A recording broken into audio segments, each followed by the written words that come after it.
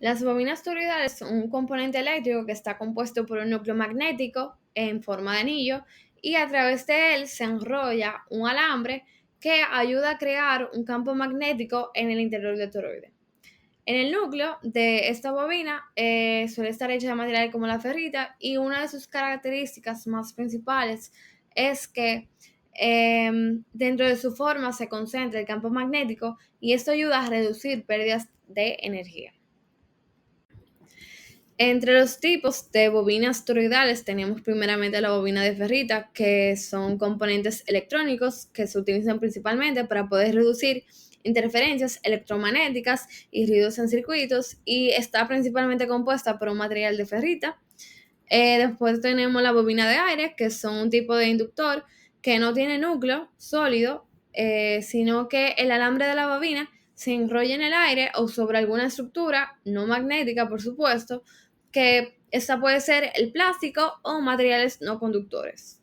También tenemos las bobinas con núcleo de polvo de hierro, que son un tipo de inductor también que utiliza un núcleo compuesto por partículas que ellas están finamente pulverizadas de hierro y se mezclan con un material aislante y están compactadas en una forma sólida. Luego tenemos, por último, las bobinas con núcleo magnético, que estas bobinas son inductores que emplean un núcleo de material ferromagnético y esto ayuda a poder aumentar la inductancia.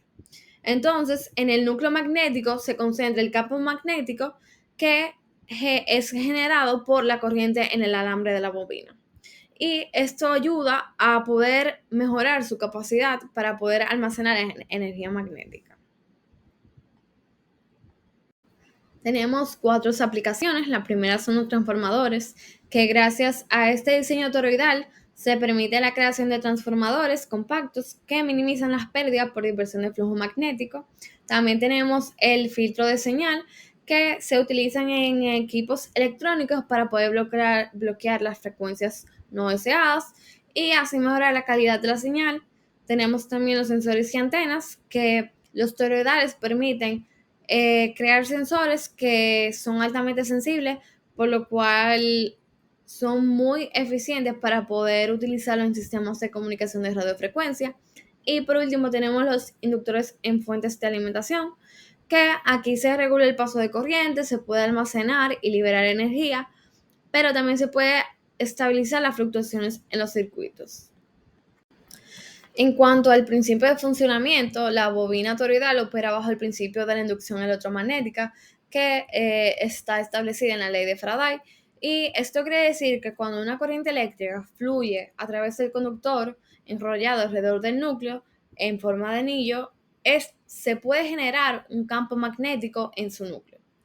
Y este campo está completamente confinado dentro del toroide y esto ayuda a reducir las interferencias magnéticas hacia el exterior.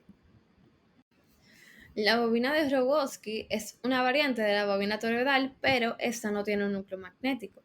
Y es principalmente utilizada para la medición de corrientes alternas de gran magnitud en aplicaciones industriales y también de alta tensión. Y por lo que es principalmente conocida es por su alta capacidad para poder medir corrientes sin interrumpir el circuito. Entre las aplicaciones tenemos la medición de corrientes en sistemas de alta tensión, que es utilizada en subestaciones eléctricas y en la medición de líneas de transmisión. Y también tenemos la protección contra sobrecarga, que en las redes de distribución eléctrica se puede detectar sobrecargas y también cortocircuitos sin tener que desconectar este sistema. Los motores eléctricos son una máquina que convierte la energía eléctrica en energía mecánica mediante la interacción de campos magnéticos y corrientes eléctricas. Entonces, estas funcionan transformando, como dije anteriormente, la energía eléctrica en mecánica y este proceso ocurre mediante la interacción de un campo magnético y una corriente eléctrica que produce una fuerza mecánica a través del efecto de Lorentz. Entonces, cuando una corriente eléctrica circula a través de un conductor colocado en un campo magnético, esto genera una fuerza perpendicular tanto en el campo magnético como a la corriente y esto impulsa al rotor del motor.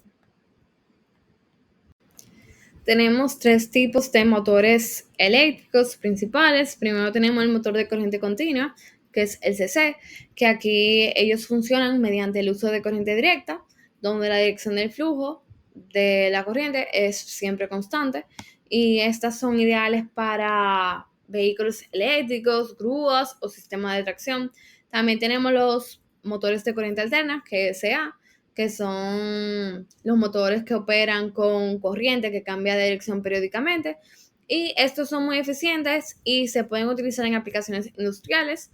Y por último tenemos los motores universales, que son motores que pueden funcionar tanto con la corriente alterna como la corriente continua y son muy versátiles para sus aplicaciones. Y son utilizadas principalmente en portátiles, en aspiradoras y también en electrodomésticos. Y como pueden ver en esta imagen que tengo acá, aquí enseño las principales partes que tiene un motor eléctrico, que está el rotor, el estator, tenemos los rodamientos, también la turbina y por último la toma de tierra. Por último, tenemos las aplicaciones de los motores eléctricos, que aquí tenemos los motores CC, como dije anteriormente, y aquí estos son utilizados en trenes eléctricos, también en las máquinas que requieren control de velocidad y en cintas transportadoras y ascensores.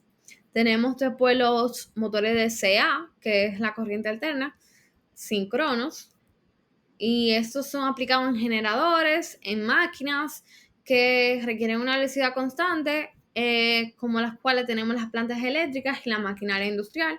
Y por último tenemos los motores de inducción, que esos son utilizados en industrias para poder accionar sistemas de transporte como los ventiladores, las bombas y los compresores.